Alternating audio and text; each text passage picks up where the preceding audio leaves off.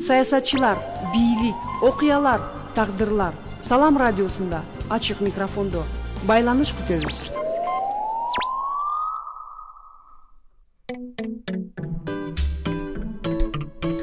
Саламатсыздарбы, урматтуу биздин радио каармандар жана YouTube каналдын көрүүчүлөрү. Эфирде ачык микрофон программасы. Мен сиздер менен Гүлбарчын Амирова бирге болмокчумун. Бизде бүгүн аябай жакшы конокторубуз бар. Айтып кетсем, биз бүгүн сиздер менен бирге жаңы шайлоо мыйзамдары боюнча маек кылмакчыбыз. Анда эмесе бизге Борбордон келген коноктор менен сиздерди тааныштырып кетсем. Борбордук шайлоо комиссиясынын үгүт жана маалымдоо жумушчу топтун мүчөлөрү Авламбек Джумабаев. Саламатсызбы? Саламатсызбы. Ошондой эле Наргиза Нанакеева. Саламатсызбы? Саламатчылык. Кош келипсиздер. Баткенге кандай жетип алдыңыздар? Эң сонун. Баткенге былтыртан бери келе элек, абдан сагынып калыптырбыз.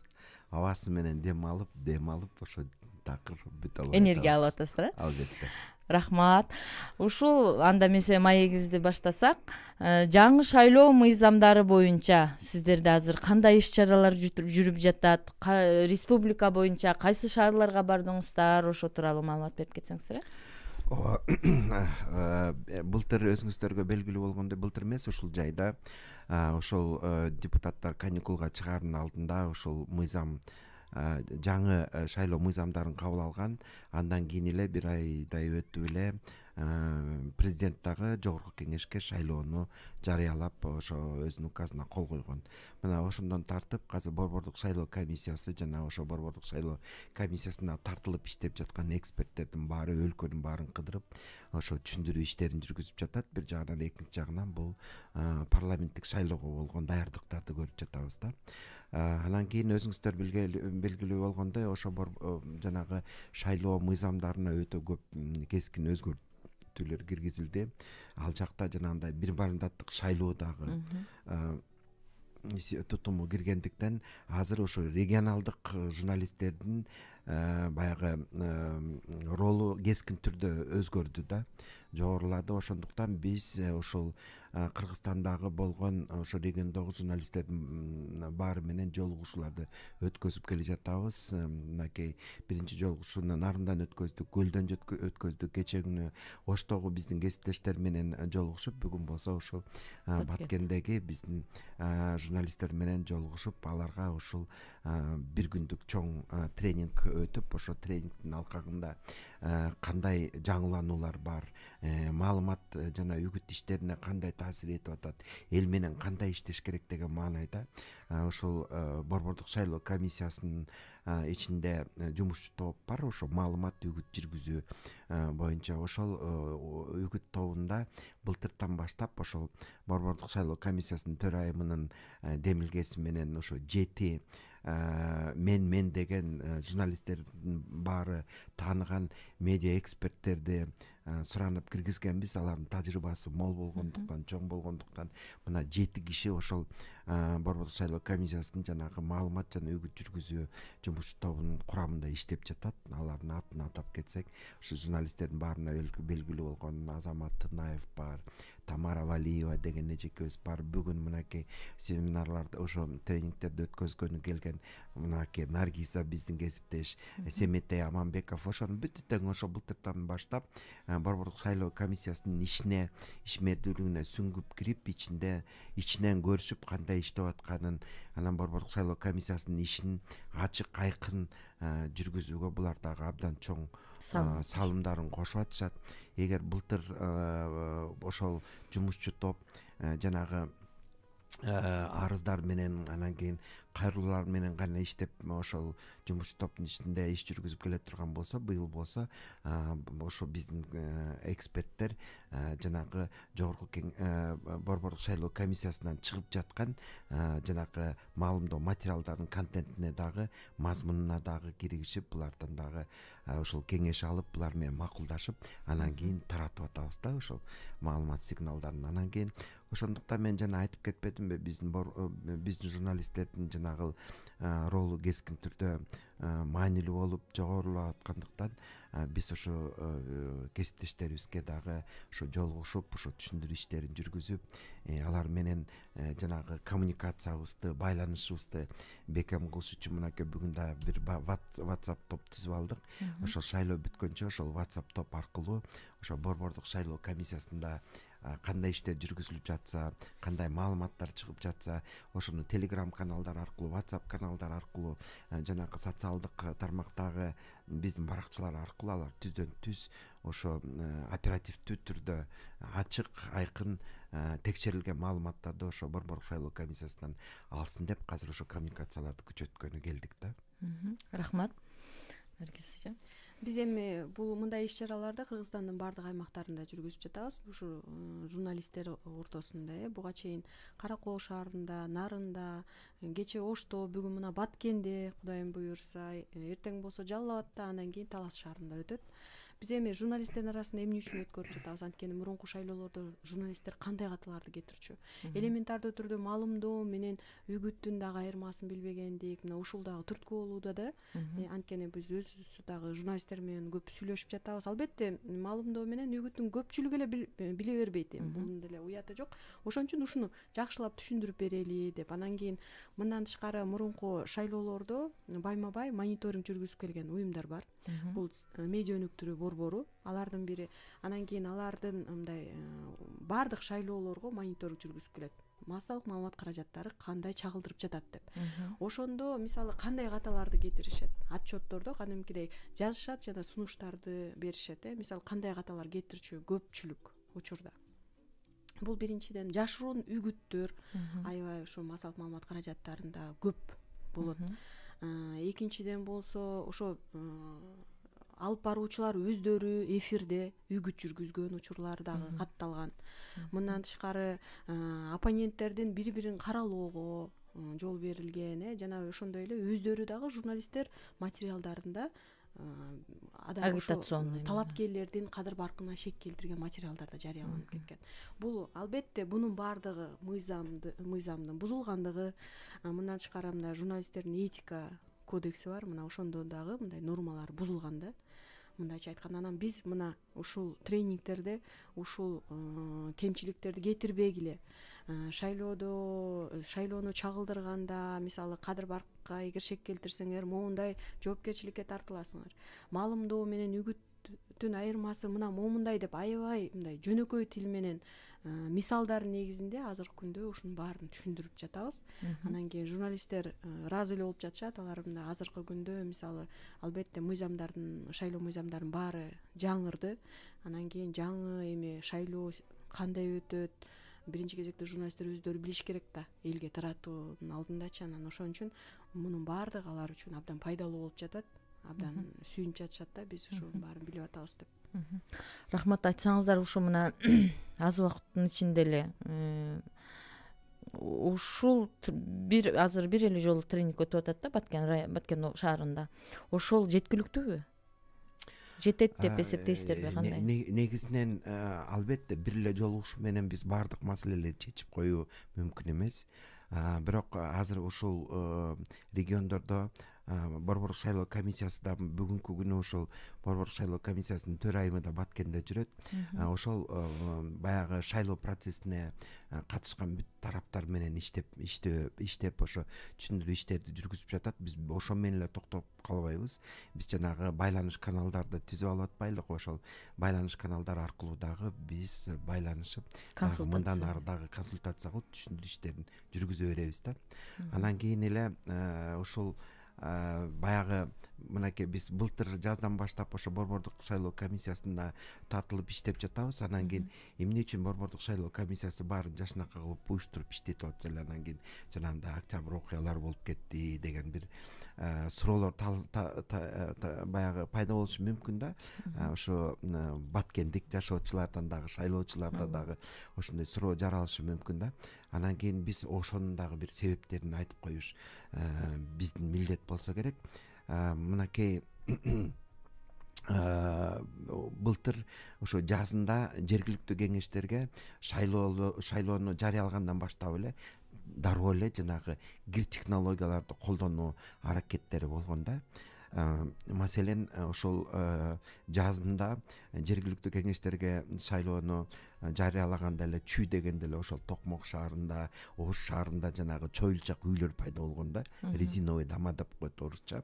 А биз чоюлчак үй дегенибиз ал ошо кичинекей эле үйгө жүздөп, миңдеп кишилерди каттап койгон учурлар болгон да. Муну ким кылып атат? Муну ошол эле жанагы партиянын өкүлдөрү кылып атат, ошол эле партиянын лидерлери кылып атат, ошол эле партиянын жанагы талапкерлери кылып атат. Алар ушундай ачык, айкын элге өздөрүнүн иштерин айта албастан эмне кылгандарын биз шайлоодон шайлоого чейин эле ошолордун жанагы ар кандай убадаларын угуп эле көпчүлүктөрү баягы кулагыбызга лапша илип атат деп дагы ошентип баягы юмор менен да айтып келип жатышат. Бирок курулай ошондой убадаларды берип коюп эле, бирок 5 жылдын ичинде, 6 жылдын ичинде алар жок болуп кетип атпайбы, эл көрбөй да калып атат. Алар жогорку кеңештин ичинде эмне иштерди кылып аткан, алардын кылган иштеринин сапаты боюнча дагы бир топ сын ой пикирлер бар коомубузда. Ошондуктан алар ошол эмне кылгандарын айта алышпай, ачык айкын ошолорду элге түшүндүрө алышпай эле анан кийин жанагынтип гир технологияларды чүй дегенде эле колдонуп келатышат. Мына ошолордун бири жанагы чоюлчак үйлөр. Андан кийин сиздер билесиздер, 2 форма 2 деген мен дагы абдан чоң чыр болду. Бул форма 2 илгертен совет учурунан эле калган ошол мыйзам, шайлоо мыйзамдарында бар жобо болчу. Аны бирок эч ким буга чейин колдонуп келген эмес. Бирок жанагындай шайлоо технологиялары улам өзгөрүлүп, жана электрондук технологиялар кирип, анан кийин мурун деген жанагы ящиктерге пачкалап бюллетендерди тыштап, карусель деген балелер бар болчу, ошолордун баарын колдонуп келишкен. Анан алардын бүтүн тең улам жаңы мыйзамдар кабыл алынып, ошол коррупциялык жолдордун баары жабылган сайын булар улам бир нерселерди ойлоп таап атышат да. Анан кийин форма 2 деген бул деген биздин ички миграция, сырткы миграция күчөп турган өлкөдө бул абдан керектүү, прогрессивдүү жобо болчу ошо мыйзамдагы. Но бирок тилекке каршы ошол эле саясатчылар, ошол эле жанагы партиянын лидерлери, талапкерлер өздөрү колдонуп, ошол өздөрүнүн кызыкчылыгына туура эмес колдонгондуктан тилекке каршы жанагы шайлоо мыйзамы каралып жаткан учурда жогорку кеңештен бул жобону алып ташташты. Борбордук шайлоо комиссиясы сунуш беришти, койгула, бул жобо керек, мигранттар кантип жооп шайлоого катыша алышат. Мисалы Баткенден Бишкекке барып иштеп аткан биздин жарандар канча шайлоочулар. Эми ошолор кайра Баткенге келип шайлоого катышуу өтө кыйын да. Ошондуктан ошондой жарандардын шайлоо укугун камсыздоо үчүн бул абдан керектүү жобо болчу да. Борбордук шайлоо комиссия келгиле күчөтөлү деди. Ошол кимге форма 2-ни бериш керек, бербеш керек, ошону күчөтөлүк, партиялар колдоно албай тургандай кылалык десе эле болбой эле жогорку кеңештин депутаттары бул жобону тилекке каршы алып таштады. Бул экинчи жолу ошо гир технологияны колдонду. Андан кийин бийликтин партиясы деген түшүнүк бар бизде. Бул азыр ошондо кичине бөлүп кетейин. Ошондо миграцияда жүргөн биздин жарандар же жана өзүңүз айтып кеткен эле борбордо иштегендер шайлоого катышпай кала береби? Алардын укуктары тилекке каршы чектелип калды. Алар ошо Баткенде жанагы катталса Баткенге келип гана добуш бере алышат. Азыр мына шайлоонун өзүнүн этаптары бар да, жанагы тизмеден өзүңөрдү текшергиле деп айтып жатпайбызбы? Кээ бирөөлөрдүн паспорттагы жанагы каттоосу менен шайлаган жери айкалышпай калып атат. Ошолордун бүтүн тең жанагы чоюлчак үйлөрдү кезинде форма 2-ни жанагынтип массалык түрдө колдонгон кезинде алардын баары тең жанагы айкалышпай калганда, эми ошолордун баарын өзүңөрдүн жериңерге барып кайра каттоого туруп ошонун баарын иретине келтирип алгыла деп атабыз да. Эмне үчүн жанагы чоюлчак үйлөр же болбосо жанагы форма 2-лер эмне үчүн колдонулду бул партиялар аркылуу? Эмне үчүн булар улам амал көйлүк кылып ушундай терс жагынан колдонуп атышат мунун баары? Мисалы партияда бир талапкерге тапшырма берет, сен барып Баткенден 15 000 добуш алышың керек деп. Ал олтуруп алып санайт 15 000 менде киши барбы ошончо, менин жактоочуларым барбы жокпу дейт. Жок, жетпейт.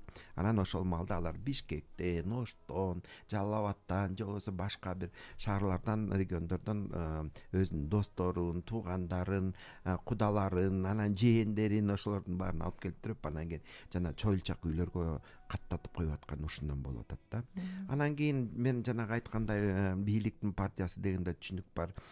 Ошолорго жанагы административдик ресурстарды колдонуу аракеттери болуп келет. Мына өткөндө жанагы Бишкектеги жергиликтүү кеңештерде баягы добуш берүү жүрүп аткан учурда кварталдын баары, домкомдун баары бир партияга иштеп, калган партиянын өкүлчүлүктөрүн же болбосо үгүттөөчүлөрүн үйлөргө киргизбей койгон учурлар болду да. Мына мунун бүтү тең ошол административдик ресурстарды колдонуу болуп эсептелет. Ошол эле мугалимдерди, доктурларды жана армиядагы балдарды бюджеттен акча алып аткан кызматкерлердин бүтүн тең коркутуп, бүркүтүп, ошол административдик ресурстарды колдонуу баягы окуялар болуп кеткен да. Ошол эле азыр эле деги жогорку кеңеште вице спикер болуп иштеп жүргөн Аида жанагы Касымалиева менен ошо Оштогу бир мектептин директорунун өкөнүн жанагы WhatsApp аркылуу жазуулары социалдык тармактарга чыгып кетип, ал дагы бир чоң чыр болгон да. Азыр ошол Аида Касымалиева вице спикер болуп жогорку кеңеште олтурат да. Эми андайлар дагы барат шайлоогочу, дагы барат. Дагы эле ошол технологияларды колдонушат.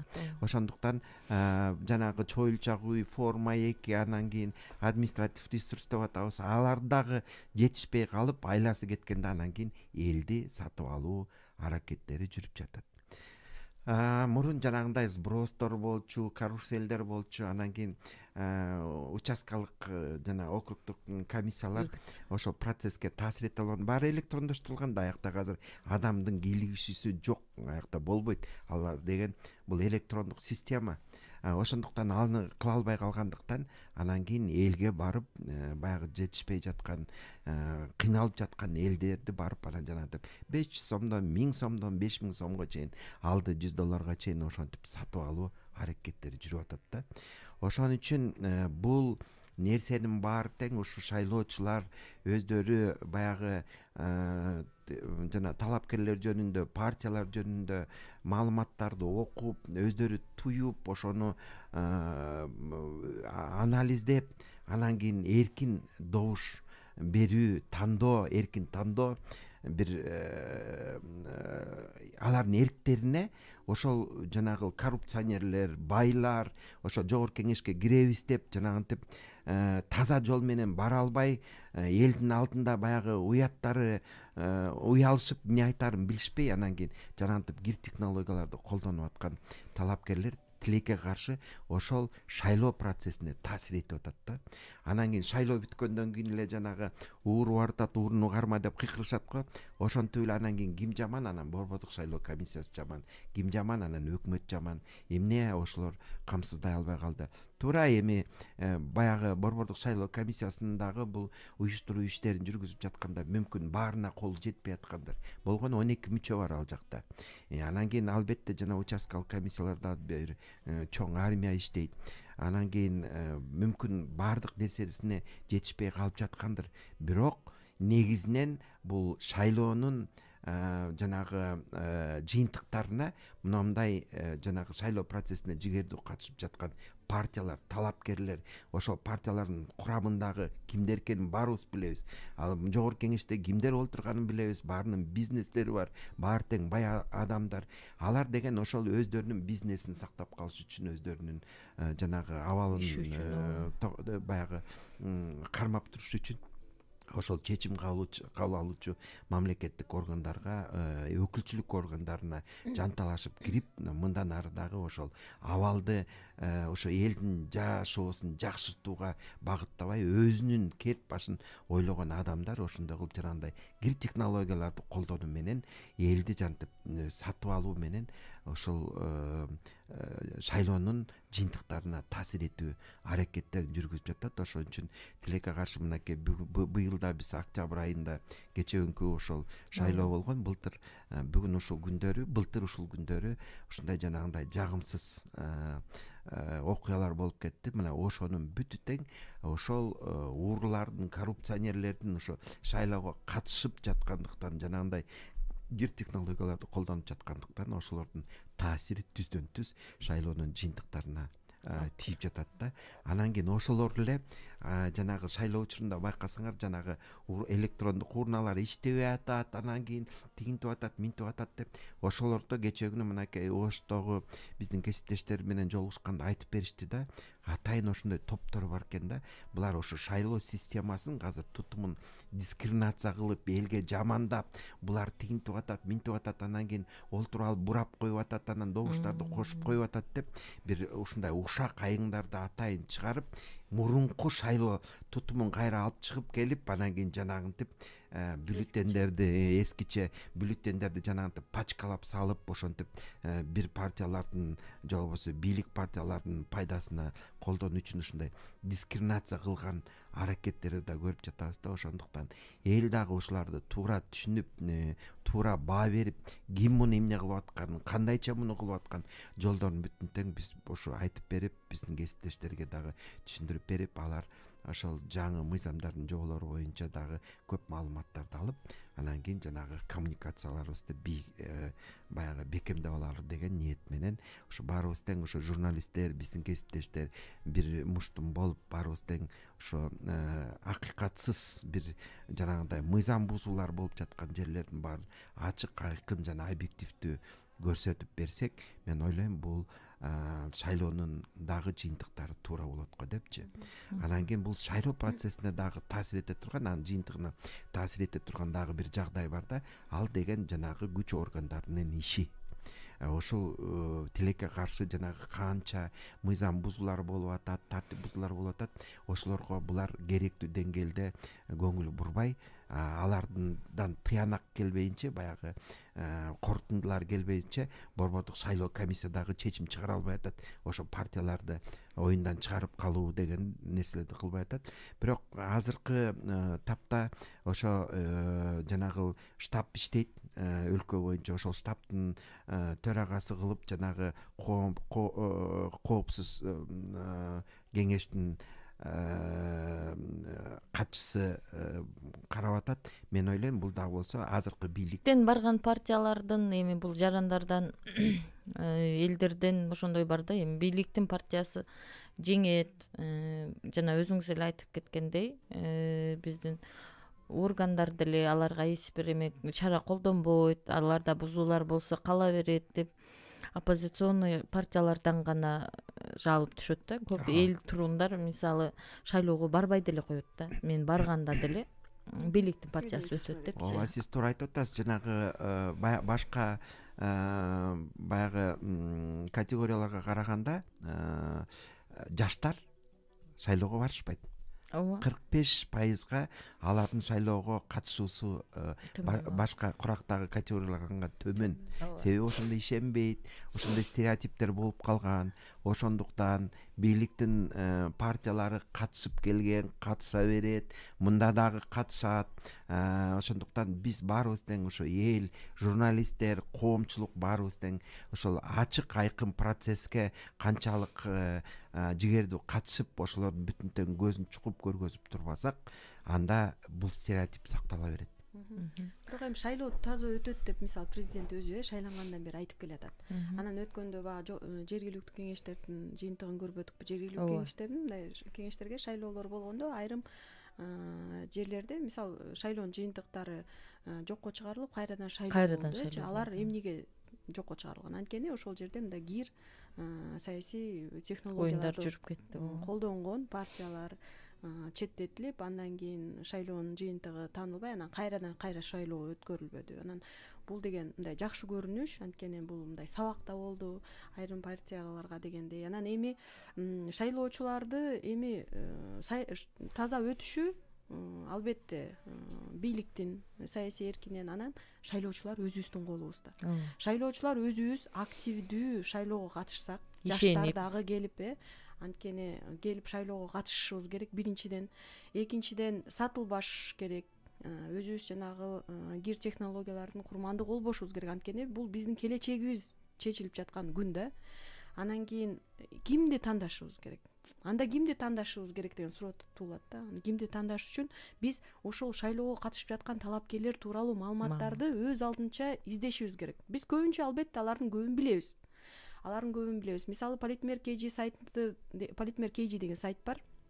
Анда ошол эле азыр талапкерликке аттанып жаткан мурунку эле жогорку кеңештин депутаттарынын көбү да алардын убадалары илинип турат сайтта. Алардын убадаларын талдап көрүш керек. Бул деген моундай убадаларды берет экен дагы көбүн аткарбаптыр дейбиз. Көпчүлүк убадаларын биз мисалы 5 жыл 6 жыл мурда алардын оозунан укканбыз. Биз өзүбүз билебиз алар кандай убадаларды берет, анан кийин иш жүзүндө аткардыбы аткарган жокпу. Анан кайра эле ошол эле убадаларды кайра эле айтып эле биздин кулагыбызга мындайча айтканда кайра эле баягы камырды ишендирип иле берет, лапшаны иле берет, жомоктой убадаларды бере беришет, бирок аткарышпайт. Мисалы ошо биздин сайтта көрүнүп турат кайсы саясий партия канча убадаларды берди, канчасын аткарды. Мисалы жалпысына биз анализ жасаганбыз. Политмер KG сайты мурунку ушу 6-чакырылыштагы парламенттин 30 гана пайызы аткарылды деген жыйынтыкка келгенбиз да. Албетте мындай партиялар боюнча дагы мындай бөлүштүрүлүп да карап көрсө болот. Мындан тышкары биздин ошо Политмер KG сайтында мисалы ушул депутаттардын кимиси бизнесмендер. Мисалы бизде мыйзам боюнча мамлекеттик кызматтарда иштеген адамдар, анын ичинде депутаттар, коммерциялык ишмердүүлүк менен алектенгенге уруксат берилбейт, тыюу салынат. Бирок ошентсе дагы бизде мисалы жогорку кеңеште отурган депутаттардын көпчүлүгү бизнестер бар экендиги билебиз. Ал бизнестер бар болгону бир, экинчиден алар аябагандай жашырышат бизнестерин. Алар өздөрүнүн мисалы декларацияларында салык декларацияларын тапшырат эмеспи алар? Сөзсүз түрдө бизнестерин жашырышат. Биринчиден ал салык декларациясына көрсөтпөйт. Экинчиден аялдарына, балдарына, кайын журтуна дагы экинчи, үчүнчү аялдарына каттатып коет дагы өздөрүнүн намында мисалы бизнестер катталбаган болот да. Мына ушундай материалдарды биздин журналисттер мисалы иликтеп коомчулукка мисалы жарыялап жатышат да ошо Политмер KG сайтында. Мисалы ушул сайт гана эмес, дагы башка массалык маалымат каражаттары абдан көп маалыматтарды беришет шайлоочуларга.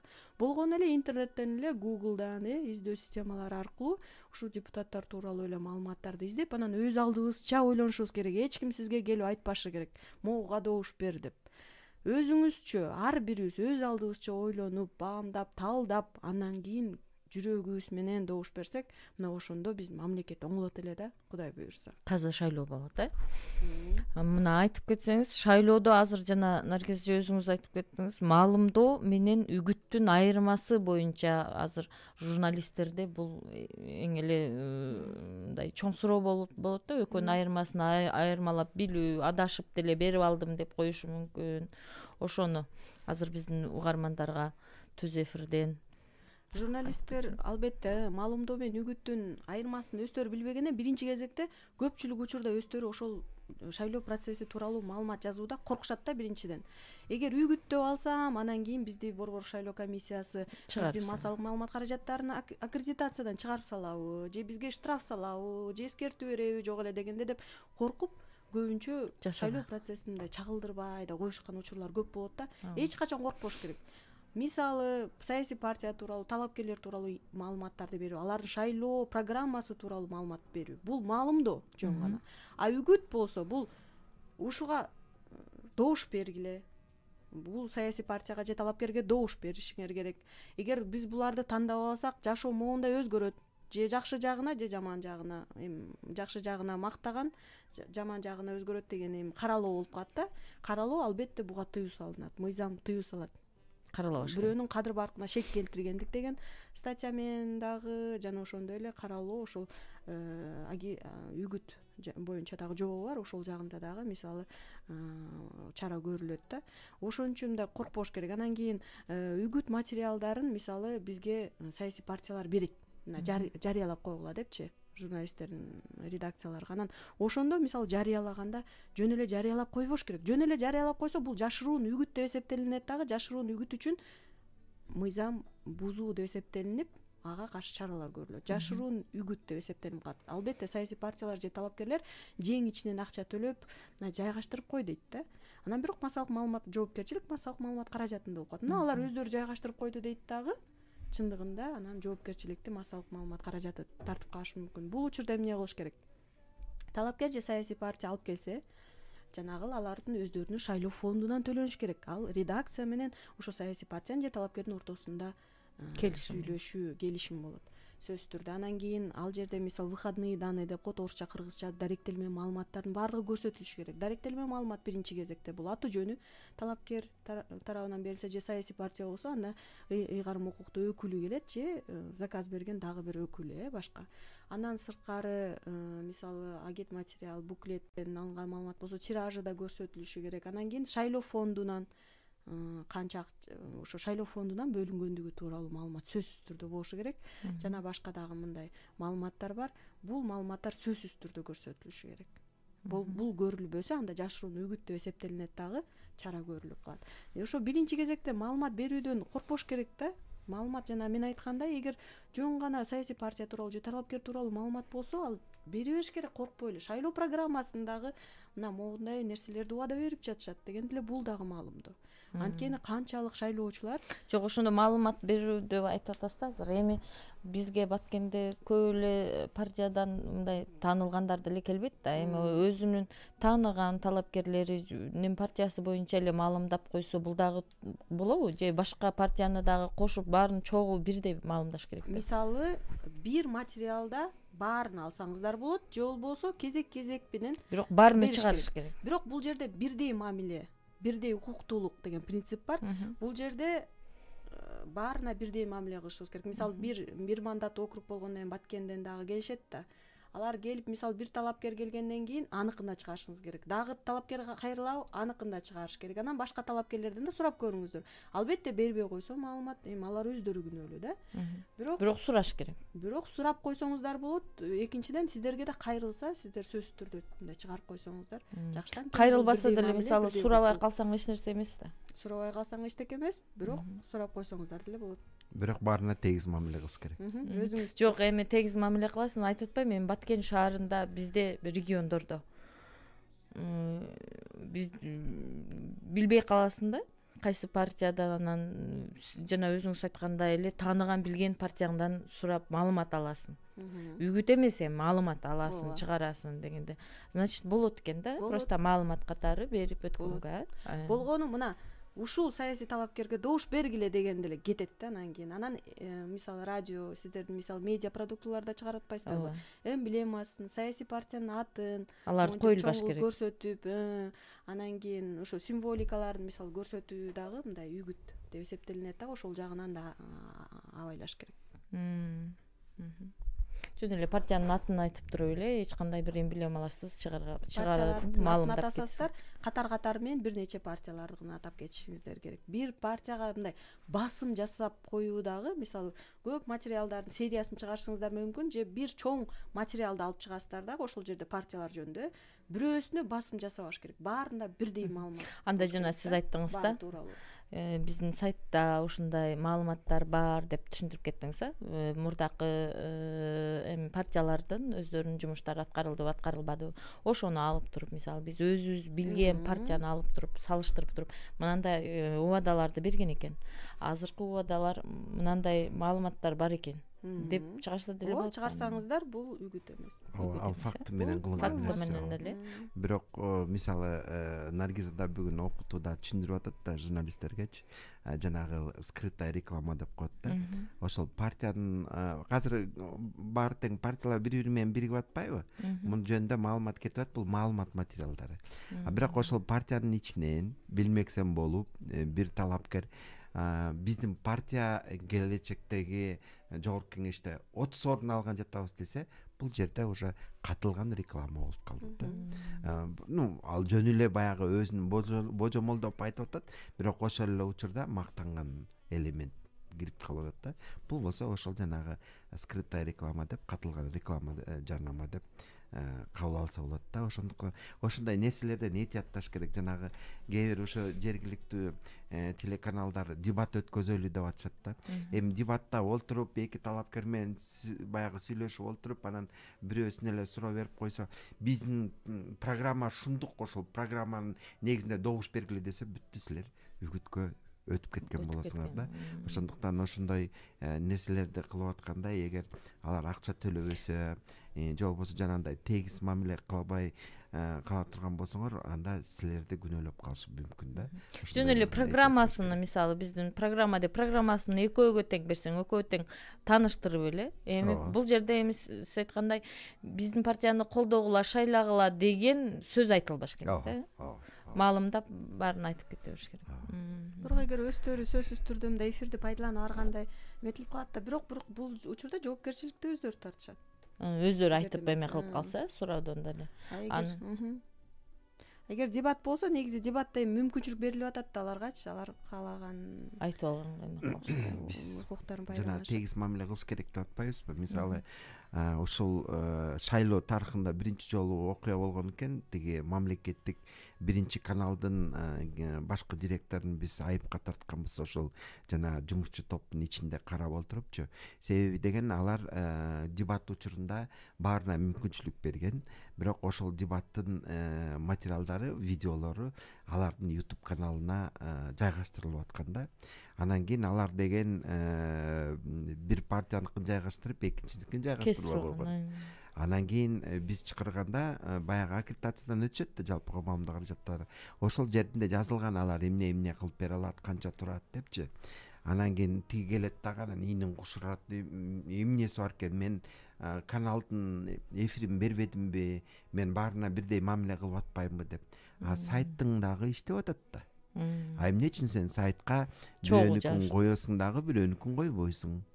Мына ошол себептен биз ошо негизи журналисттер, баягы медиа эксперттер тигил жакта иштеп аткандыктан мурун ошол жумушчу топ эле иштеп келген экен, бирок алар көбүнчө партиялардын талапкерлеринин кызыкчылыгын көбүрөөк колдоп келишкен да. Биз болсо сөзсүз түрдө сөз эркиндигин коргойбуз. Сөзсүз түрдө жалпыга маалымат каражаттан журналисттердин баягы позициясын көбүрөөк колдойбуз да.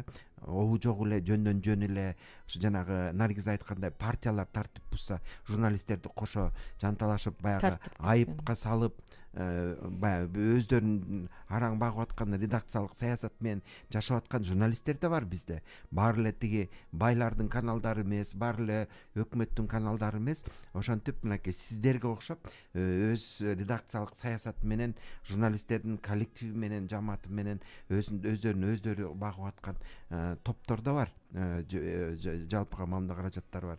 Ошолорго таасир этип калбасын, ошолордун иши өксөп калбасын деп биз дайым эң биринчи рет журналисттердин да кызыкчылыктарын колдоп, ошол позицияда карап келебиз да. Бирок ошончо дагы биздин кесиптештер жанагындай ката кетирбесин деп биз момундай түшүндүрүү иштерин атайын жүргүзүп, дайым ошо байланыштабыз.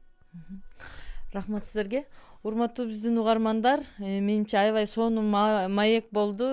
Журналисттерге, жарандарга мүмкүнчүлүк болду түз эфирде байланышып, керектүү маалыматтарды алып алдыңыздар деп эсептейм. Убактыбыз бүтүп баратат.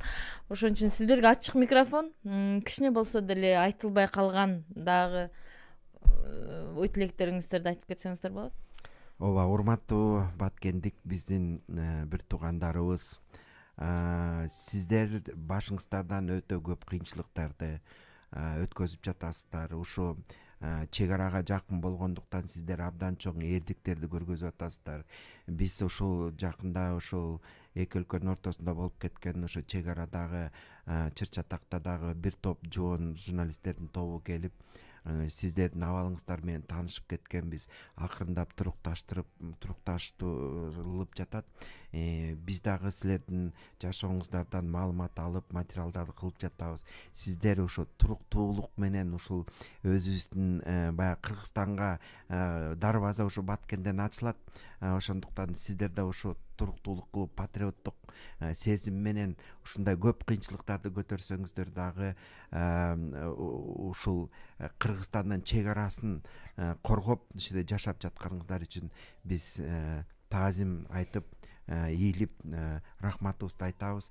Сиздер ушундай кыйынчылыктарды жеңип келе жаткан соң ушул жанагындай шайлоо учурунда жанагындай кир технологияларды колдонуп, бул дагы биздин элибиздин жашоосун тоготчулукка алып келип жатат. Ошондуктан ошол жагынан да акыл калчап, ал жагынан дагы сиздер жеңип ушул туура тандоо кылып, мыктыларды тандап аласыздар деп ишенебиз. Ошон үчүн аман болуңуздар. Биз да сиздерге келип турганга дагы көп аракеттерди кылабыз. Чоң рахмат.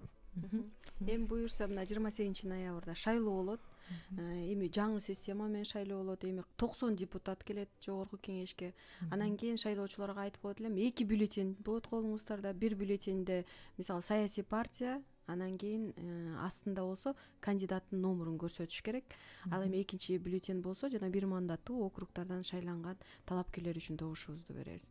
Бул эми бул боюнча мында түшүндүрмөлөр дагы көп болуп жатат. Анан кийин шайлоочуларга дагы бир жолу кайрылып кетким келет. Сөзсүз түрдө шайлоого келишиңиздер керек, активдүү катышып бериңиздер. Анан кийин Авлам байке айткандай, жаштар тилекке каршы мына аз келип жатат шайлоолорго. Мисалы жаштар көбүрөөк келсе, мисалы өзгөрөт да. Өзгөрүүлөр, жаңы өзгөрүүлөр болот. Шайлоонун жыйынтыктары мурунку мисалы Байден Америкада мисалы жаңы президент Байден ошо жаштар көбүрөөк шайлоого катышкан үчүн мына президент болуп келип калган. Мына ушундай сыяктуу мындай жаңычылдык нерселер шайлоо болуп кетет да. Анткени жаштардын ой жүгүртүүсү башкача. Жаштар өздөрү эле мындай жаңы нерсенин өздөрү символу да. Анан кийин ошондуктан биринчи кезекте шайлоого активдүү келип катышыңыздар. Экинчиден ойлонуп, баамдап, талдап, өз алдынча ар кимиңиздер добуш берүүгө аракет кылыңыздар. Сатылбаңыздар. Анан кийин татыктуу депутаттарды алып келип алалы. Эми жогорку кеңеш. Дагы бир кыска ой. Жанагы шайлоо учурунда силер кимге добуш бергениңерди биз билебиз деп атат. Калп айтып атышат. Эч ким аны билбейт. Шайылдабекова да билбейт. Анын 12 борбор шайлоо комиссиясынын мүчөлөрү да билбейт. Биз да билбейбиз. Эгер сиз өзүңүз ошону сүрөткө тартып ачыктабасаңыз, аны эч ким билбейт. Ошондуктан жанагынтип акча берип сатып алып, анан кийин сен бизге добуш берериңди, бербериңди биз билип алабыз дегендер болсо алданбаңыздар. Алар калп айтып атат. Алар билбейт. Электрондук системада силердин жанагы персоналдык маалыматыңар мынау моога берди деген маалымат жок. Ошон үчүн алар калп айтып атышат, силерди алдап атышат, силерди коркутуп атышат. Ошон үчүн аларга такыр ишенбеңиздер. Кабинкага киргенде сиз өзүңүз гана болосуз. Ал жерде сиз сүрөткө тартууга дагы уруксат берилбейт. Ал жерде сүрөткөдө тартууга болбойт бюллетенди. Өзүңүз гана болосуз. Өзүңүз менен эле отуруп, өзүңүз каалаган талапкерге добушуңузду бересиз. Шайлоочунун өзү, шайлоочунун уяты, шайлоочунун ишенген Кудай гана билет, башка эч ким билбейт. Рахмат, урматтуу биздин радио угармандар. Биздин эфир соңуна чыкты. Сиздер менен отуруп маек кура берсең узак эле аябай эле кызыктуу маек болуп, бирок убактыбыз соңуна чыгып барып атат. Рахмат сиздерге, бизге келгениңиздерге. Биз сизди келди дегенде эле шашып чакырганга аракет кылып калдык. Бизге эми регион болгондуктан бизге эксперттердин келиши оорчулукту туудурат. Ошол анда эмесе урматтуу радио угармандар, мен сиздер менен Гүлбарчын Амирова бирге болдум. Келерки эфирлерде жолугушканча саламыбыз түз болсун.